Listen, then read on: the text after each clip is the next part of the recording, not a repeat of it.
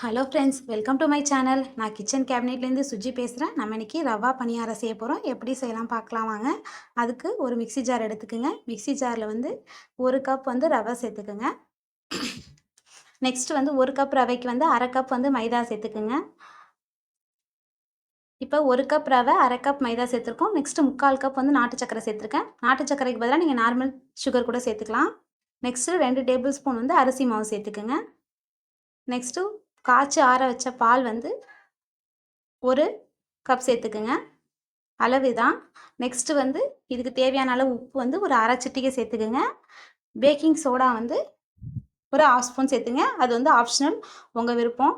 Next 1 spoon வந்து நெய் சேர்த்துக்குங்க. 2 துண்டு ஏலக்காய் சேர்த்துக்குங்க.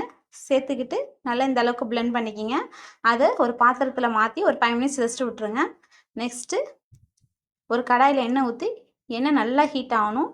நல்லா ஹீட் ஆனதுக்கப்புறம் என்ன பண்ண போகிறோன்னா, இதுலேருந்து ஒரு கரண்டி எடுத்து இதுமாதிரி ரவுண்ட் ஷேப்பில் போட போகிறோம். இந்த பணியாரத்தை பொறுத்தளவு நம்ம ஒன்று ஒன்றா தான் போட்டு எடுக்கணும். அப்போ தான் நமக்கு ஈவனாக அந்த ஷேப் கிடைக்கும். இப்போ ஒரு பக்கம் நல்லா வெந்துட்டு நெக்ஸ்ட்டு பேக் சைட் திருப்பி போடுங்க. எண்ணெய் சொர சொர படுற நல்லா வேக வைங்க. இப்போ 2 பக்கமும் நல்லா வெந்துட்டு இப்போ எடுத்து சர்வ் பண்ணுங்கள். நல்லா பசங்க விரும்பி சாப்பிடுவாங்க. இந்த லிங்க் செஞ்சு கொடுங்க. நம்ம சேனலை மொத பார்த்தா லைக் பண்ணுங்கள், ஷேர் பண்ணுங்கள், சப்ஸ்கிரைப் பண்ணுங்கள். கொஞ்சம் சப்போர்ட் பண்ணுங்கள். இந்த வீடியோ எப்படி இருந்துச்சுன்னு கமெண்ட்டில் சொல்லுங்கள். தேங்க்யூ.